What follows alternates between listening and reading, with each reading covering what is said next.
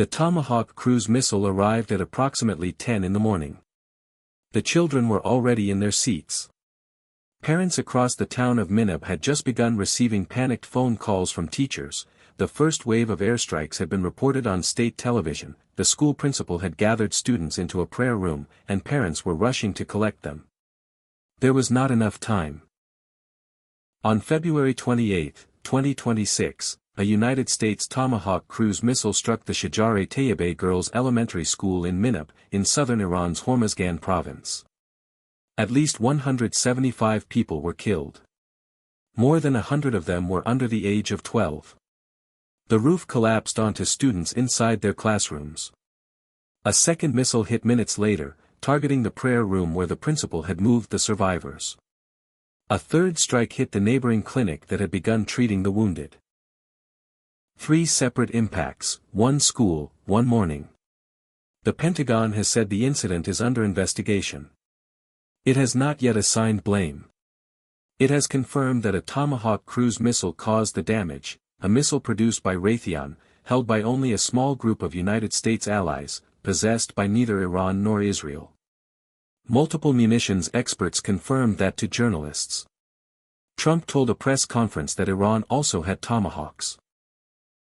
Every expert who was asked said that was not possible. Here is why that matters.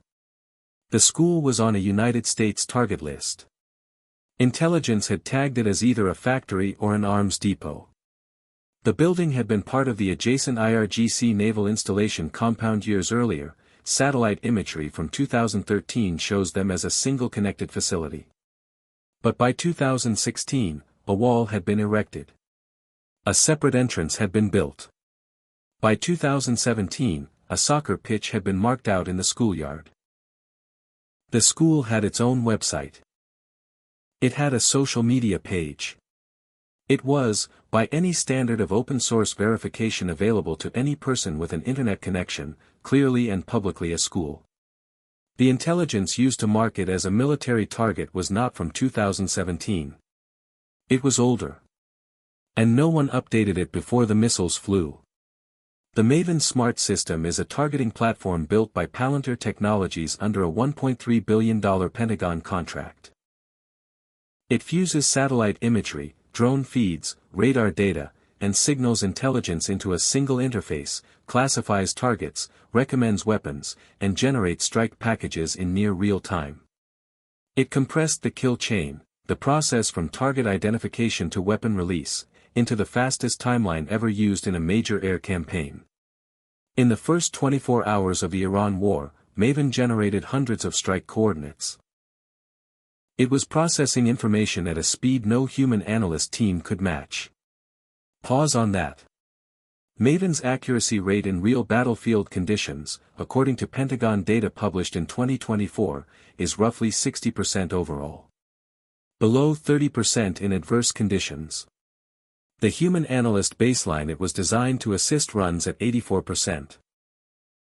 In 2021, an experimental Air Force targeting AI scored 25% accuracy in real conditions while rating its own confidence at 90%.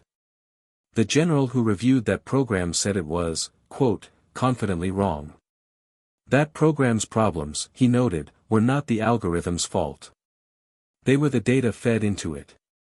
The data fed into Maven for the Minab target came from the Defense Intelligence Agency. It reflected the coordinates of an IRGC naval compound that had, by February 2026, been separated from the school next door for a decade. Former military officials told investigators that humans, not artificial intelligence, were to blame. The targeting list was built by people. The coordinates were approved by people. The final strike authority rested with people. What the machine did was accelerate the process to a speed at which the error embedded in the data could not be caught, reviewed, or corrected before 3 separate missiles had already been fired. On March 12, more than 120 Democratic members of Congress sent a letter to Defense Secretary Pete Hegseth. They asked, was artificial intelligence, including the Maven smart system, used to identify the Shajar-e-Tayyibeh school as a target? If so, did a human verify the accuracy? They requested answers by March 20. The Pentagon responded that the incident was under investigation.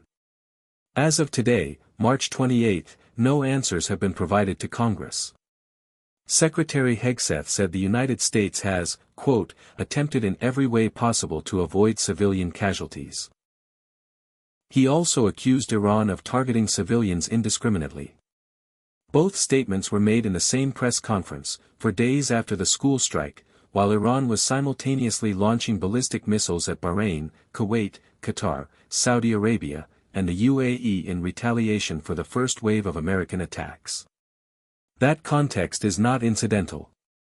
The sequence of strike and counterstrike is the engine that now drives the entire war.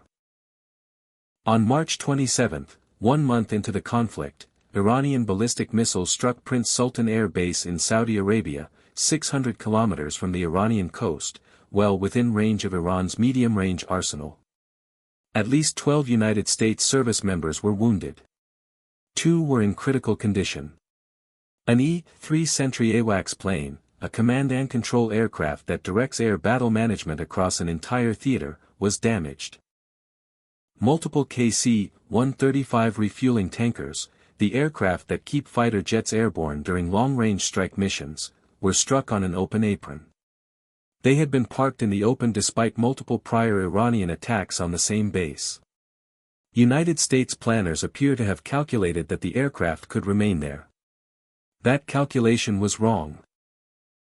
CENTCOM Commander Admiral Brad Cooper said on March 25 that Iranian missile launches had dropped by more than 90% since the start of the war.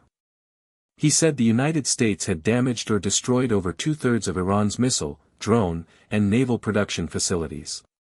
2 days later, Iran struck an American air base with ballistic missiles and destroyed aircraft that were not hardened, not sheltered, not dispersed. The statement and the strike exist in the same 48-hour window.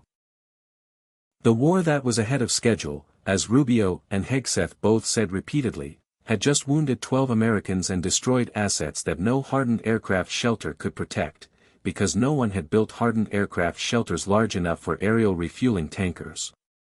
Today, on March 28, Yemen's Houthi rebels launched ballistic missiles toward Israel for the first time since the war began.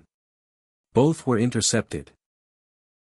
The conflict now spans Iran, Israel, Lebanon, Saudi Arabia, Bahrain, Qatar, the UAE, Kuwait, Jordan, Iraq, and Yemen.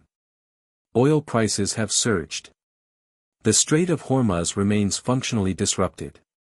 Emirates Global Aluminium reported that its Al Tawila site, the Middle East's largest aluminum producer, sustained significant damage from Iranian missile and drone attacks overnight, with multiple employees injured. Saudi Aramco is rerouting millions of barrels of crude through an overland pipeline to the Red Sea. That lifeline now faces Houthi interdiction. The dead children of Minab were buried in a mass grave at the Hermud cemetery. Excavators prepared more than 100 plots. Thousands of mourners held photographs of the school building and signs that one victim's mother described as a document of American crimes. The investigation into who authorized the strike, whose data built the target list, and whether any human being reviewed the coordinates before the missile launched is, as of this writing, still ongoing. And the Pentagon, which built a system designed to compress the time between identification and strike to the fastest timeline in the history of air warfare, has not yet explained what role that compression played in the 12 minutes between when parents received their phone calls and when the second missile hit the room where the children had been moved to survive.